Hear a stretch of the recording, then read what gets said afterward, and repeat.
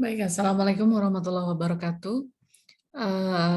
Kali ini kuliah yang akan saya bawakan adalah tentang manajemen data dalam sistem informasi geografis ya. Nah, pada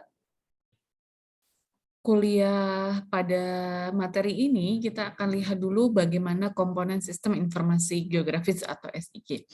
Jadi di dalam komponen itu kan ada beberapa eh, komponen yang ada di dalamnya atau beberapa langkah ya. Yang pertama adalah input data. Jadi untuk sistem informasi geografis itu ada yang pertama adalah input data, yakni langkah pengkodean data menjadi suatu bentuk yang dapat dipahami komputer dan menuliskannya ke dalam sistem atau basis data SIG. Jadi ada dua data yang bisa dimasukkan, ada data spasial dan non-spasial. Kalau lokasi geografis misalnya, itu tipe yang digunakan adalah data spasial. Tetapi kalau kita menampilkan atau mendeskripsikan seperti nama jalan, nama hutan, dan lain-lain, nah itu kita menggunakan tipenya adalah data non-spasial. Nah, setelah ada input, kemudian ada manajemen data yang berfungsi memanggil dan menyimpan data. Jadi data yang diinput diolah sedemikian rupa di dalam sistem database. Jadi ada model datanya bisa hierarki, model jaringan, atau model data relasional. Kemudian tadi ada input, ada manajemen data, kemudian ada manipulasi dan analisis. Jadi mengolah data semaksimal mungkin untuk mendapatkan informasi dari sistem tersebut, dari sistem informasi geografis tersebut. Kemudian ada perubahan bentuk dan proses analisis dengan cara membuat penalaran dari data spasial dan non-spasial yang berupa deretan grafis ataupun hubungan data grafis dan atribut. Kemudian setelah jadi dari analisis itu kemudian ada sajian yang menjadi bentuk yang diharapkan oleh user. Misalnya dalam bentuk printing atau soft file, kemudian outputnya juga bermacam-macam ya, ada hasil-hasil yang bisa ditampilkan dari sistem informasi geografis ini, bisa dalam peta ataupun dalam bentuk-bentuk yang lain yang merupakan lebih ke arah visual. Jadi ada penyajian data ya, input, kemudian manajemen data, manipulasi dan analisis, kemudian penyajian data. Nah ini ya, dari data input bisa ada tabel, ada laporan, pengukuran di lapangan, ada tema peta dasar misalnya, ada foto udara, citra satelit, ataupun data lain. Kemudian ini adalah data input, kemudian ada data management, ada basis data storage, disimpan, ada retrieval, ada processing.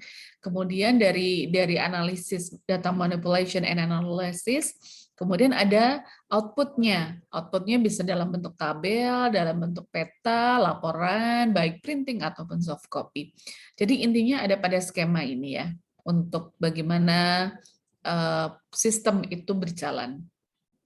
Nah, unsur-unsur dalam GIS apa saja? Nah, ini ada misalnya ada spasial, misalnya poin, titik ya, menggambarkan lokasi atau tempat. Kita bisa menggambarkan di dalam peta ada titik lokasi sekolah, pasar, kantor, jadi fasilitas-fasilitas umum misalnya. Ataupun bentuknya seperti polyline, menggambarkan jaringan atau akses. Seperti kalau kita menggambarkan jalan, sungai, batas administrasi misalnya. Ataupun kalau poligon itu biasanya untuk menggambarkan area atau bidang. Jadi misalnya wilayah administrasi, penggunaan lahan ataupun kepadatan penduduk. Kemudian ada tabel, jadi misalnya ada kita merujuk pada suatu variabel ataupun kasus. Ada kolom, ada baris. Nah, ini penjelasannya ya pada untuk data spasial, jadi data yang mereferensi geografis atau atas representasi objek di bumi. Jadi data spasial itu ada dua jenis, ada tipe vektor namanya dan tipe raster. Kalau vektor itu menampilkan, menempatkan, dan menyimpan data spasial dengan menggunakan titik-titik, garis, atau kurva, atau poligon beserta atributnya. Sedangkan kalau raster yang seperti apa? Kalau raster itu dia menggunakan matriks atau pixel-pixel yang membentuk grid. Jadi ini perbedaan antara model data yang dengan vektor dan model data yang dengan grid. Apa ya, kayak pixel-pixel yang membentuk grid. Nah, pemanfaatan kedua model data spasial ini menyesuaikan dengan peruntukan untuk apa dan juga untuk kebutuhannya untuk apa. Jadi ada data model yang vektor ataupun dengan raster. Nah, ini contohnya kalau misalnya itu adalah data spasial ya, seperti ini. Kemudian kalau ada tabel seperti ini. Nah, ini spasial. Kemudian ini tabel. Nah, layout akhir peta bisa seperti ini. Jadi dengan menganalisis data, kemudian ada input data, ada manajemen, ada analisis, kemudian ada output ya, data sajian yang data akhir gitu. Nah, data akhir ini bisa dalam bentuk peta. Nah, apa sih peta itu? Peta adalah suatu gambar dari unsur-unsur alam dan atau buatan manusia yang berada di atas ataupun di bawah permukaan bumi yang digambarkan dalam suatu bidang datar dengan skala tertentu. Nah, kalau kita lihat peta pasti ada skala tertentu. Jadi membuat visual suatu kedaerahan ya geografis yang nanti kita bisa dengan analisis kita bisa banyak informasi yang didapatkan. Untuk mengubah bentuk bumi yang bulat ke bentuk bidang datar harus dilakukan proyeksi. Nah, skala peta biasanya juga ada skala peta di dalam situ ya. Angka perbandingan antara jarak dua titik di atas peta dengan jarak tersebut di muka bumi. Nah, untuk apa kita dalam analisis spasial ada peta untuk sajian datanya? Biasanya pengguna dapat memahami hubungan spasial lebih baik, misalnya informasi mengenai jarak, arah, luas area. Kalau dalam peta tuh lebih informatif, lebih tergambar. Dapat diperlihatkan juga pola.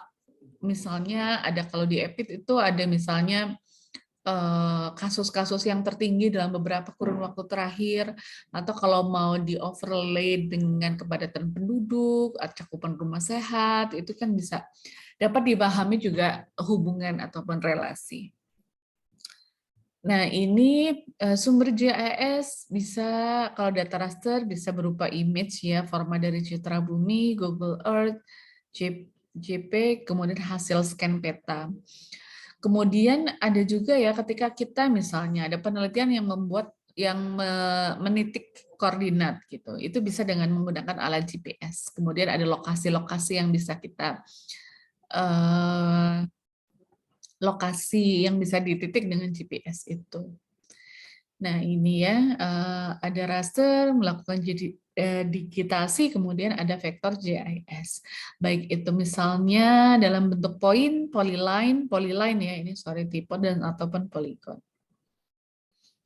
Nah, ini kalau misalnya kita menitik dengan koordinat GPS, ini kan hasilnya dari koordinat GPS seperti ini. Kemudian akan menjadi vektor poin, jadi titik-titik seperti ini. Misalnya kita menitik pendidikan, sarana pendidikan, ada SD, SLB, SMP, SD gitu ya. Nanti kita mau mengkorelasikan dengan apa, misalnya kita ada kasus kah atau hal-hal lain, itu bisa pada saat melakukan analisis data. Nah, pemrosesan data spasial dapat dilakukan dengan teknik yang disebut geoprocessing. Jadi bisa overlay, jadi perpaduan dua layer spasial, teknik overlay nanti mungkin di perkuliahan yang analisis gitu ya, analisis overlay. Ada klik perpotongan suatu area berdasarkan area lain, berdasarkan sebagai referensi intersection. Jadi perpotongan dua area yang memiliki karakteristik yang hampir sama. Buffer, jadi menambahkan area, jadi buffer kayak misalnya buffering kasus untuk penyakit menular misalnya DBD, apakah tercakup dengan ada hubungannya dengan jarak terbang nyamuk misalnya, atau penyakit-penyakit menular lainnya dengan teknik buffering gitu, itu juga menarik untuk dicermati.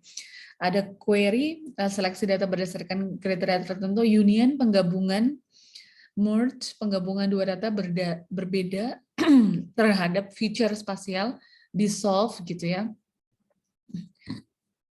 Maaf.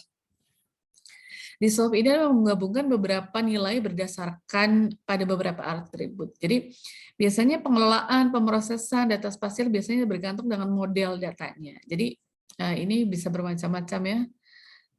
Pengelolaan, pemrosesan, dan analisis data yang bisa dilakukan. Jadi itu untuk manajemen data ya, ini sorry. Nah, ini biar.